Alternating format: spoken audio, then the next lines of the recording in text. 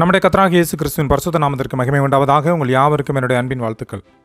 சபையின் வெற்றி என்பது அதன் எண்ணிக்கையாலும் வெளிப்புற வளர்ச்சியாலும் மட்டும் தீர்மானிக்கப்படுவதில்லை.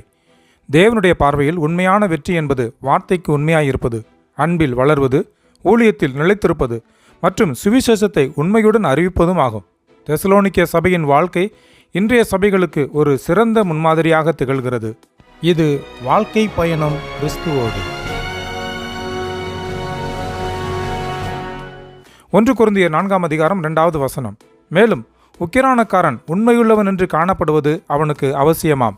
பிரியமானவர்களே, சரியாக பகுத்து விளக்கப்பட்ட தேவனுடைய வார்த்தையின் சத்தியத்திற்கு உண்மையாயிருப்பதும் ஊழியத்திலும் ஆராதனையிலும் உண்மையாயிருப்பதும் மிக முக்கியமானதாகும். நம்முடைய காலத்தில் ஒரு சபை வெற்றிகரமாக செயல்படுகிறது என்பதை எண்ணிக்கைகளோடு இணைத்து பார்ப்பது மிகவும் எளிதாகிவிட்டது. நிச்சயமாக நாம் வளர்ச்சியடைய விரும்புகிறோம்.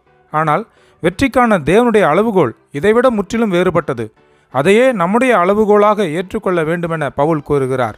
தெசலோனிக்கே சபை 2 காரியங்களுக்காக பாராட்டப்பட்டது. முதலாவது, 1 தெசலோனிக்கேயர் 3 அதிகாரம் 12வது வசனம் கூறுகிறது, நாங்கள் உங்களிடத்தில் வைத்திருக்கிற அன்பு கோப்பாய் நீங்களும் ஒருவரிடத்தில் ஒருவர் வைக்கும் அன்பிலும் மற்ற எல்லா மனுஷரிடத்தில் வைக்கும் அன்பிலும் கர்த்தர் உங்களை பெருகவும் நிலைத்தோங்கவும் செய்வார். பாருங்கள், அவர்களிடையே உண்மையான சகோதர சிநேகம் காணப்பட்டது. ஆகவே அந்த அன்பு இன்னும் அதிகரித்து பெருக வேண்டும் என கர்த்தர் விரும்பினார். இரண்டாவதாக, 1 தெசலோனிக்கேயர் 1 அதிகாரம் 8வது வசனம். எப்படி எனில், உங்களிடத்தில் இருந்து கர்த்தருடைய வசனம் மக்கதோனியாவிலும் ஆகாயாவிலும் துணித்ததுமல்லாமல் நாங்கள் அதை குறித்து ஒன்றும் சொல்ல வேண்டியதாயிராதபடிக்கு தேவனை பற்றின உங்கள் விசுவாசம் எங்கும் பிரசித்தமாயிற்று.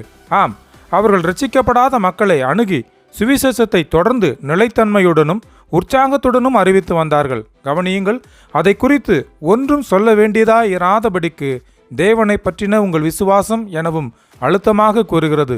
அப்படியானால் அவர்களுடைய விசுவாசம் எப்படிப்பட்டதாயிருக்கும்? அது உண்மையிலே மகத்தானது. எனவே கர்த்தருக்கு முன்பாக இத்தகைய வெற்றிகரமான சபையாக இருப்பதற்கு நாமும் முயற்சி செய்வோமாக. எண்ணிக்கையில் மட்டுமல்ல, தேவனுடைய வார்த்தைக்கு உண்மையாயிருப்பதிலும் ஒருவருக்கொருவர் அன்பு செலுத்துவதிலும் சுவிசேஷத்தை உண்மையாய் அறிவிப்பதிலும் நமது வெற்றி வெளிப்படட்டும். அன்பரே, நாமும் முயற்சிப்போமா? கர்த்தர் தாமே நம்மை ஆசீர்வதிப்பாராக. ஆமேன்.